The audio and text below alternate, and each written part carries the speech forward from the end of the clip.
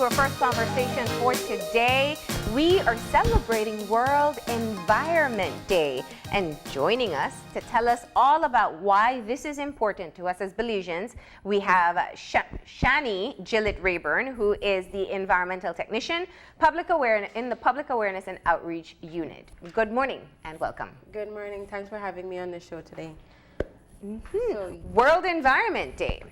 So this year's theme is Beat Plastic Pollution. And I want to use that as our starting point because we've had some big developments in that area in the past year. So let's start with the theme. Yes, the World Environment Day started to be celebrated in Belize about 6 to 7 years ago, but for the reason that it raises awareness and action to protect our environment. And with that, every year the theme is different. So this year, it's a theme Beat Plastic Pollution. The theme is very important here in Belize. Like you said, we are developing. We have a lot of villages and other towns in the country that, you know, we use a lot of plastics to even start with. In our food and beverage sector, the number one item to go to is styrofoams, plastics. Yes. It's cheaper, it's convenient. So that's where we go. But the reason why it's hazardous to the environment and even to our health is because when being burned, all the chemicals that are released from that can cause diseases, can cause, I mean, someone who suffers from asthma, imagine what they would be going under when it comes to burning those plastics. Yeah. So it's very important for us to be aware, for one to be educated, and then make a better choice based on what we know. Shania, this year, the host country is India, which is like the third worst. Like, you know, you think about the most egregious and polluted areas in the world, India is. Belize is not on that scale, I hope, right? We're not even comparable. No, we don't want to be in that area. But there have been studies that have been done in 2011 that had showed that an average Belizean throws away about 2.35 pounds of garbage every single day. Wow. And the composition of that is that 48% of that can be recycled. It's 19% plastic, 16% paper. You know, those are like main items we can recycle. Yeah. There are companies that do recycling in Belize. I mean, I as an individual do recycling at home. I mean, most of the plastics we use, we ourselves know that 50% of the time it's a one use. Yeah. Now, speaking of that, you know, I think globally, one of the biggest concerns has been the ocean garbage that's been accumulating. Yes. And it is primarily plastic that you're seeing, just these huge masses of floating plastic in the oceans. And it shows that across the world, people have a problem with littering because it'll only end up there if you don't put it in a proper receptacle. And we still struggle in Belize. As much as we support a phase out of single-use plastic, we support our barrier reef and an oil moratorium, we still don't build that connection between putting that plastic somewhere it shouldn't be. Yes. What do you say to people about understanding the implications of our own footprints? I mean, first you have to look at your health. You have to look at yourself.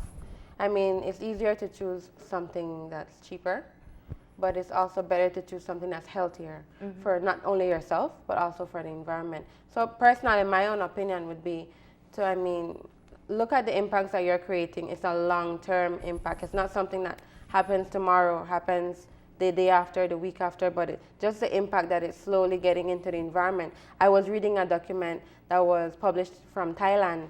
They said that a pilot whale had died from swallowing 17 pounds of plastic. Oh. When they, you know, stripped that open, the whale open, you looked at 80 single-use plastic bags, 80 plastic bags that it swallowed. I mean, come on, we have so much beauty here. I mean, most of our economy comes from tourism. Yep. Tourists come here to see what we have. We have a beautiful barrier reef. We have beautiful seas. We go snorkeling. They want to see all of that. Why pollute it? Why decrease what we have? You know, it's more to build on what we have. Yeah. Part of what I've been seeing from the department, and I have to say kudos to them because one of the few government departments that I see have public information ads running. Yes. There's one with a little girl. How much of because this is about changing the way people think, about the way they live, how much of the department is focusing on education campaigns and getting people to look at the way we live and the environment a little bit differently? That's a very good question. I want people to know that we're doing that. Right? People kind of don't see that, but we actually have a unit, Public Awareness and Outreach Unit, with main mandate and objective of that unit is to educate the people about the status of the environment in Belize. And so we have an entire unit that is strictly for that. So our job every day is to get on talk shows, to do advertisement, print banners, prepare brochures, prepare pamphlets for people to know when we attend educational fairs, when we do international days like today for World Environment Day, we have information that we want them to have. We want them to know more about our environment rather than keeping it for ourselves and just knowing what we know and not educate people. We have a unit that does that, strictly just that. And how do you monitor it? How do you know, okay, it'll work or it's not working? How do you measure the inroads that you're making or not making in terms of educating Belizeans? Okay, we had a survey that was done to see how far we're reaching and who we're reaching with our advertisements and everything. Wow. And so that survey, yes, we are. The survey came to say that, well, I mean, the results just shows that we need to be, it's reaching different areas, but we need to be more for stay-at-home moms, right? Because what we noticed was that from the survey and the results showed that a lot of stay-at-home moms are the ones getting the information, which is very good. Because they control the household. Yes, they control the household at home and they get that information out to their children, to their husbands, to their relatives. And so it just shows that we've been getting in there in the streams, right, and in villages and different areas in Belize. So let's talk about plastic use. Plastic is convenient, as you mentioned earlier. And, you know, I can recall as a child, my mom would use her market bag to go to the market. Yeah. Those days are obsolete. And now we're kind of going back into that habit now. That is the message that we're hearing. Why is it important for us to make decisions about refusing the use of plastic bags? Okay. The importance of it is just not to get rid of one plastic bag every time, but to just look at how you're being healthier, how you're making wiser choices based on the education you have. You don't have to have a master's degree, a bachelor's degree to know these things. You just go online. I mean, Google is there. We have the internet. Yeah. We have organizations like ourselves and departments that give that information. So just to have a reusable bag is very important. Yeah. Like when I go shopping, I shop in San Ignacio. I'm literally on the bus with my 2 bags. So you take your market bags? Yes, I take you. my market bags, and the thing that happens, which is strange, is because you have your market bag and they still give you a plastic bag, put your vegetables and still put that plastic bag in your reusable bag. So most of the time I'm like, no, it's okay, I don't want a plastic bag. Yeah. For the reason that, I mean, most of that garbage, especially plastics, end up in our waste stream. So it ends up at the landfill and it takes years to biodegrade. Like a plastic bag, it takes about 1,000 years to biodegrade. A plastic bottle, 450 years. So you're looking at that. I mean, I'll be here, my children will be here, and that plastic is still there. So it will be there for generations.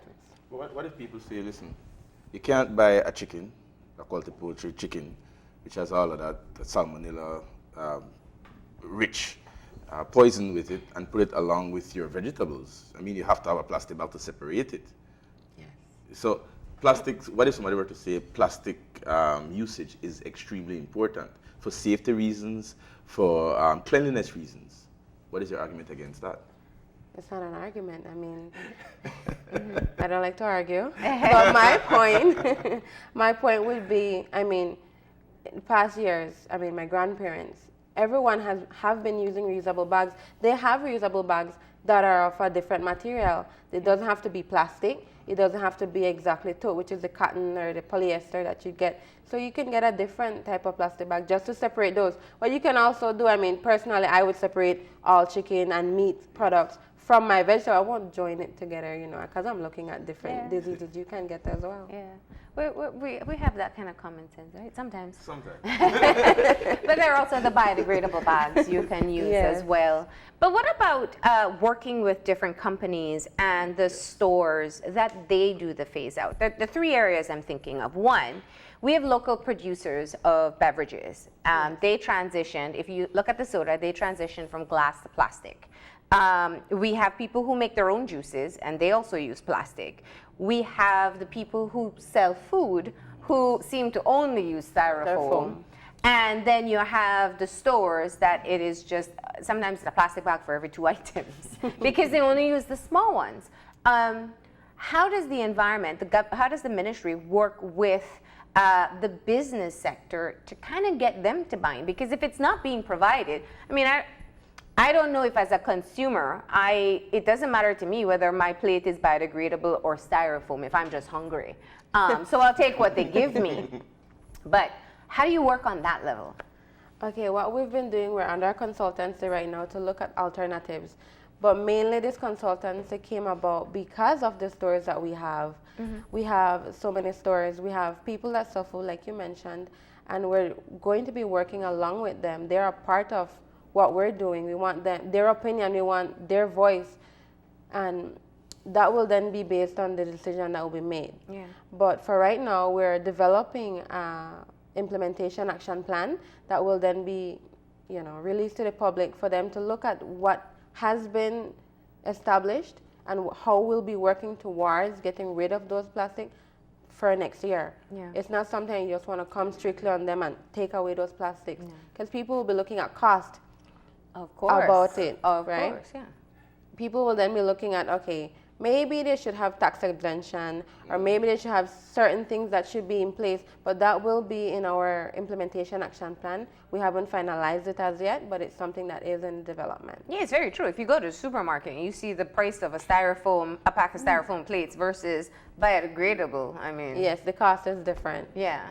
But I wanted to follow up on something Marlene said, which was, some of the larger producers. For example, I have a friend, a very good friend, who works at the garbage site, and he was telling me the other day that there are truckloads of styrofoam containers that come from the call centers because lunch. I never thought about it, but he says on a daily basis, one of their biggest, they have a truck designated only for that. What is going to be the approach of the department in terms of the larger usage, industrial usage? Because I could imagine in the banana industry, all of those plastics that cover bananas, which is necessary. What is the approach generally to the larger industry users of plastics? Okay, well, you see how we have a large ministry. What we've done and what we would encourage others to do, especially industries like those, the call centers, I could know. They have a lot of people working there. They buy food every day and it's in styrofoam. Drinks are served in styrofoam or plastics.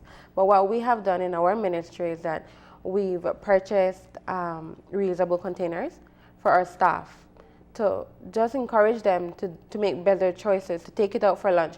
They actually got it to take for lunch. And so you would purchase your food in it. If you're caught in a conference room with it, I mean, you'll probably be sanctioned for it, for having the styrofoam inside the conference room, because that's an area we want it to be Practice green. what you preach. Yeah. Yes, we want to practice what we preach. And so for industries like that, I mean, everyone is being environmentally conscious now. So the awareness of them knowing, they already know. They just need to put it in practice. So if they're listening right now, they could know that they could start something like that, get reusable containers, encourage them the staff to buy reusable containers to be able to take that in. That way you don't have plastic bags. Because when you get served your food is given in a styrofoam that is then placed in a plastic bag. Yeah. So Bag in a bag.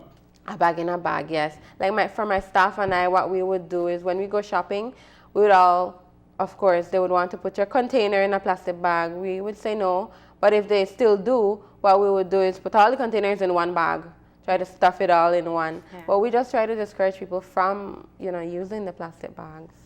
In terms of recycling, because we started off there, and I know that tourism I could assume that we have a lot of things which are packaged in such a way that it's attractive to tourists. You want them to be able to pick it up, and plastic is the cheapest. It increases your profit margin because if I go biodegradable, cuts into my profit. But what are we doing in terms of recycling to be able to sort of minimize from a policy level what's going on?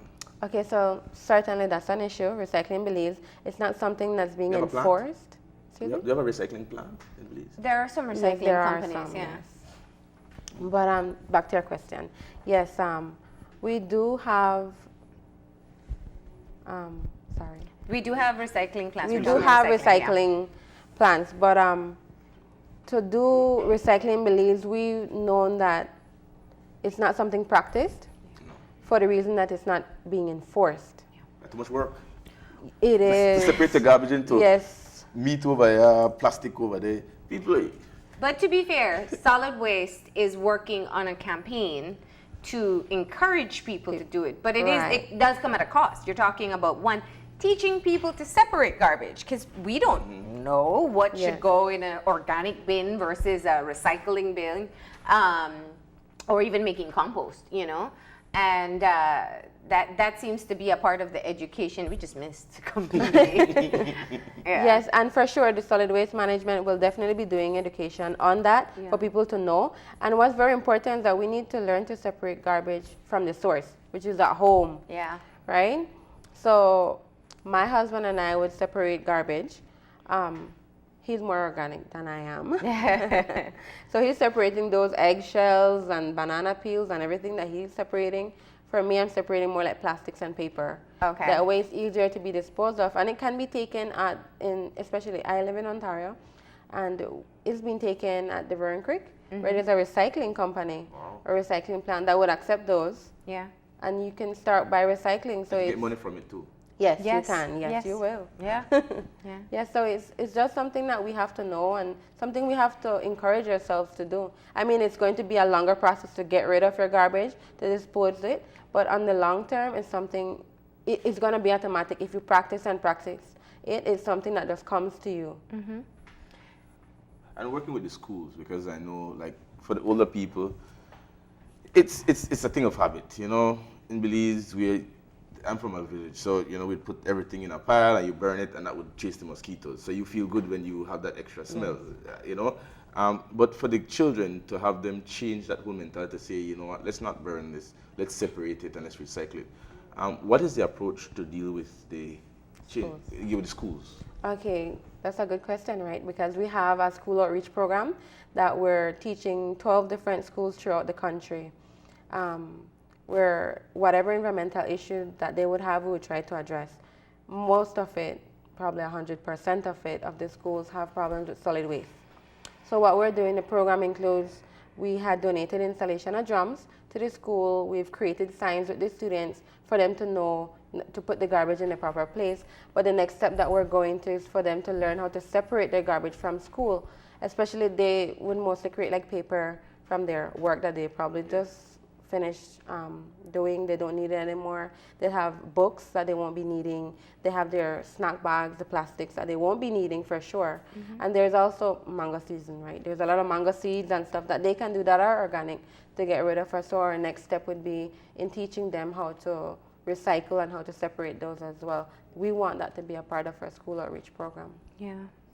Now, I want to go back to the achievement that we have made. And I do have to say that because I think the move to phase out single-use plastic is a wonderful one for our country, especially a country that really thrives with ecotourism in mind. But how do we get, I mean, what is going to be the particular focus? Are we talking about just the plastic bags from the grocery store? Are we talking about plastic packaging? Are we looking once again at producers and what they're using? So if I want to start making tamarind juice at home, will I be able to use plastic bottles, for example? What will it cover? And what is the phase out process that we're looking at? Okay, so for that one, we are looking at single-use plastics. So for now, we're looking at the plastic bags, and for the food and beverage sector, we're looking at the styrofoams, foam cups. I mean, you have parties, you have plastic cups, the plastic forks, plastic spoons. Those are the ones we're gearing at right now. So the plastic bottles that everyone is asking, oh, is it plastic bottle? Will soft drink then be served in a plastic bag or in something else? Right now, we're looking at the plastic bags, the forks, and the styrofoam. Okay. That's what we're geared at right now. Okay. The process of that is we're trying to phase that out by next year, April 22nd. And right now, like I mentioned, we're under the consultancy, and that consultancy then does that implementation action plan for us to then look at the different steps we'll be taking when that plan is developed, when it's completed, for us to know the process of what we'll be doing as when we get to next year. Okay, so there are no punitive measures as yet, but once we get to April, there's going to that will be the end of this particular use. Yes, but for sure we're doing education for the general public and for schools. We want them to know more so that when we come to that date, you're already aware. You know what's happening, you know what's going on. You've known it for a year, which will be next year. You'll be knowing it from this year, that is what's happening, and that's what the government is going geared to. Speaking of punitive measures, there are fines for littering. Yes, there is. How are we going with that? You know, is it being enforced, or, you know, every time I'm here, we always have some reference to going to Chetumal and people not littering over there. But coming here and littering. But coming here and thinking at least is this big garbage can. But are we actually enforcing the law? It seems just like we're not. Are there any prosecutions of persons for littering? Yes, we have had persons that we've ticketed, and like for example, what we've seen on our highway, the George Price Highway, are dumps of garbage spots every single area, and there are open dumps there. They are not authorized to be dumping garbage there, so they're then referred to as illegal dump sites. We've done cleanups of some of the dump sites that are major dump sites like eyesore. We've done some of that, and we've been doing some enforcement on the littering. We've caught people dumping, and what had helped us is that we have persons, right? You have people watching, and they would inform us, and that's very important because we want the public to know that that is wrong, and you know it, and you're reporting someone that is doing it. But those information, which is very important for people to know, that the information you give to us and your name and everything is confidential. That does not go out to the person that, oh, we know that who reported it to us. No, that doesn't happen. What we do is that's kept confidential in our files. We do the prosecution part. We have a legal advisor in our department that would then encourage us on the process and how to go into court to take that person. Who's the legal advisor? Mr. Chevan House. So if I see someone creating an illegal dump site, I should report it. Who do I call? Do I call the police or the environment? You could call the Department of the Environment. We have a Facebook page that you can, most people private message us from there and would send us photos. Oh. So that's very good. And you can be identified by your garbage too. That's what people don't realize. Yes, we've had cases where we've been sorting through garbage. We look for anything that looks like evidence. Your light bill, your water bill, your exercise book from a child. We try to address it, try to find where it is, and that's how we would do it. We'd be searching through your garbage to figure it out. That's not fair. Let's say I put out my garbage, and you know a dog bursts open the bag, and then my neighbor. But that also is your responsibility. Yes, that is. But it's just not my fault. You know, yes, it is. And then my neighbor, you know, puts it together, but then my neighbor disposes of it in a bad way. And then you search it through with garbage, and then you find, oh, look, it's Kevin's stuff. Let's prosecute him. Your responsibility as a person is to make sure that it's to the end. Disposal, proper disposal. So that's your responsibility as a citizen. Your responsibility, you create that garbage, you see it until the disposal site. Yeah. And that's why, you know, I think a lot of times people put the garbage out at night because the truck comes early, but you have to consider that the stray dogs that are out as well, or people who are going through it, and use a proper receptacle. And also, I don't know if anybody has neighbors as nice as yours who will clean up your garbage, but enjoy it. I do have nice neighbors. Can I ask? So, go ahead. Sorry, can I ask something? I was looking at the theme and how it was celebrated this year. Stop laminating the world or the earth. And you know, the approach that India has taken is, to me, a very sexy one. What they have done is they've taken a lot of stars from Bollywood, and they're having them push the campaign in terms of plastics. In Belize, I know we've gone that direction with the reef. But as it comes to plastic, is there any plans to get Marlene on a commercial to get all these big stars? You know, Talking about stars, our department has a cyclist, Mr. Oscar Quiros. Yes. And so we were just talking about yesterday, we were talking about bringing him on the show for him to promote the Beat Plastic Pollution. Nice. But I mean, he has something else planned for today. But yes, we are looking into finding other people that are popular in the community. You look at Kayakatus, you look at different individuals, Crisel Castillo.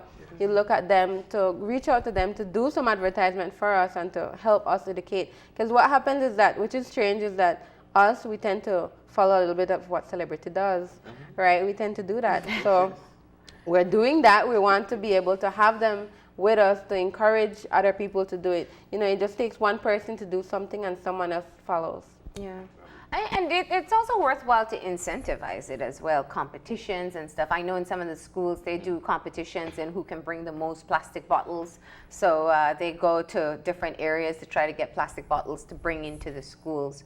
And I know that there are many innovative ways that you've been able to try to get everyone on board. Tell us about what's ongoing now in terms of programs or projects that are looking to get people to buy into this. Okay, in the past, I know we've done art exhibits. So we've done that in high schools and primary schools for them to be more creative, right? Bring that creativity out of them. But for this year, for World Environment Day, we're also doing a video competition.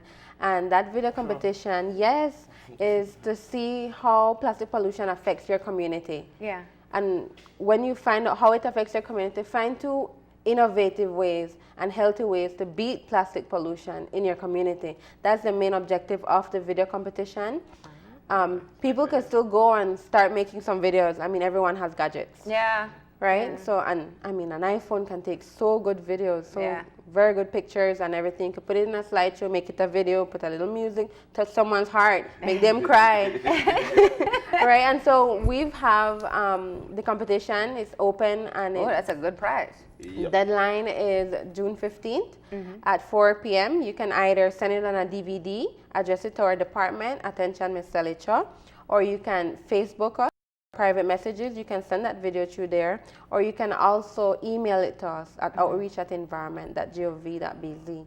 But the prizes are amazing, like Marlene mentioned. So first prize is $1,000 cash prize. The second prize is $750 cash prize, and the third prize is $500. What's the length of the video? 60 seconds. 60 seconds, right? Yes. And there's any age, any... No, it's for the general public. And what's very important is to stick to that 60 seconds because we want that to also be an advertisement on the television show. Oh, that's nice. Good. So people can participate. All they have to do is make a video with the theme of how garbage affects them, how pollution affects them. Yes, plastic pollution affects And them. of course, they can go to our website for the rules, competition rules, because there are other rules that will be in there. Like you can't be a professional production company. Okay, probably. But for sure, we want it to be original, and Yeah. we have out 2 videos right now. One is called A Bottle Odyssey. That's showing the guy throwing the plastic bottle and how it goes through that entire process. The fish eats it, and then he ends up with the same fish, right? There you So go. someone can't come up with that because it's not original. Yeah. Right, we also have one that was called funny. karma. We have another one that is very funny. It's about this woman breaking up with her plastics. Like she's on a date saying, "You're not good for me." Right, so someone can't come up with something like that because it's not original. It has already been developed. Yeah. And my final question, as we are running out of time, why should people care about this? I mean, we have so many issues in this country right now that are really just far more dominant in a Belizean's mind. Why should we add on the additional burden of thinking of plastic pollution?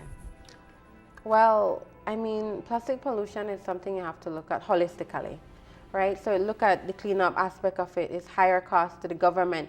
You work in the government, you're paying taxes, your taxes are going more into cleaning up open dump sites. You're looking at health, in the health sector, you're looking at diseases, issues, lung cancer, asthma. You're looking at the long-term aspect. But I would encourage people to be more educated. Being more educated is so much, right? So having that education and doing something, it's not just knowing and not doing anything. There's an action that follows. Yeah. And so it's about being wiser, making wiser choices. I mean, you're harming yourself, you're harming the environment.